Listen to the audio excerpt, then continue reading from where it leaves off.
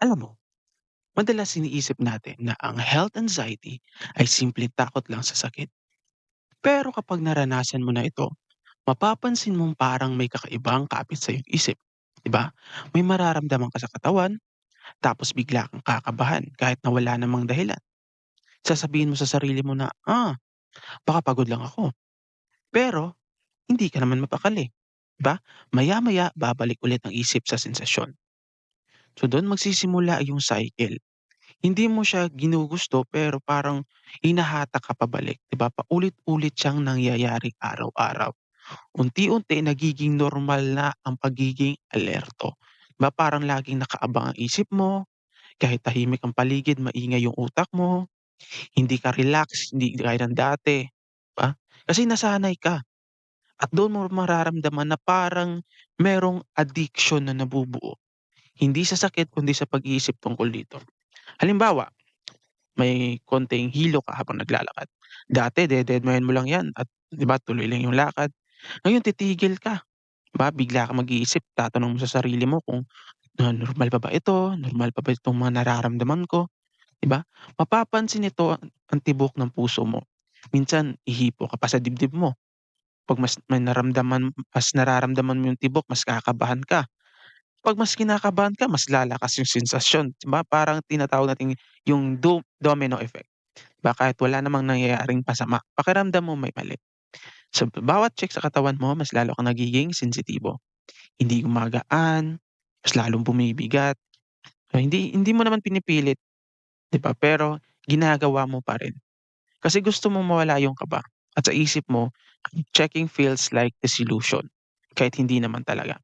Tapos darating yung moment na reassurance, 'di ba, may magme-message sa'yo, may magpapayo sa'yo na sasabihing, "Uy, normal lang 'yan." 'Di ba may mababasa kang post na pareho kang na iyong nararamdaman. Bigla kang makakahinga ng maluwag, sasabihin mo, okey, safe lang ako." Pero bumabalik yung calm kahit saglit lang.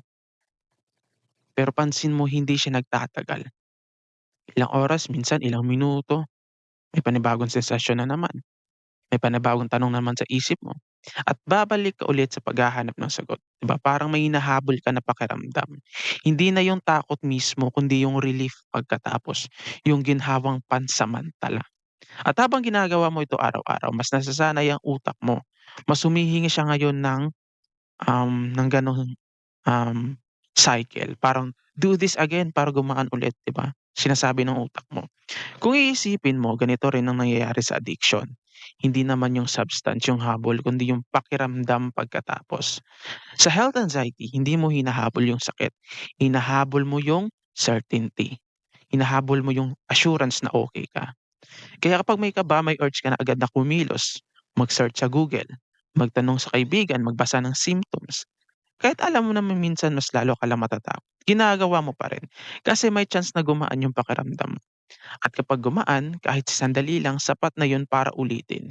Hindi mo napapansin pero nagiging automatic na yung response mo.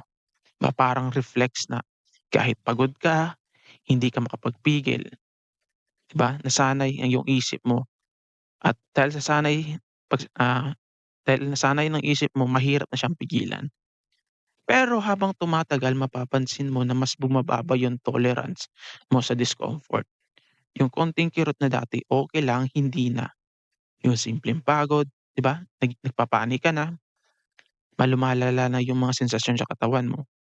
Dahil mas nagiging alerto na yung isip mo. Parang naka-zoom in ka palagi. Lahat may meaning, lahat may threat. Kahit normal na sensasyon parang delikado na. Ba? Gusto mo maghanap agad ng solusyon kahit hindi naman kailangan, kahit hindi nakakatulong. Basta mawala lang yung kaba mo, 'di ba? Yun yung isip mo, eh. Hindi mo iniisip yung long term, gusto mo yung relief, relief agad ngayon. That's why maraming mga recovering nahihirapan sila, natatagalan, dahil bumabalik sila sa umpisa. Ang masakit dito, hindi ka talaga natututo na ligtas ka. Ang natutunan mo lang ay kailangan mong mag-react agad para maging okey ka. Kaya kapag hindi ka nag-check parang may kulang, kapag hindi ka nag-search parang may mali.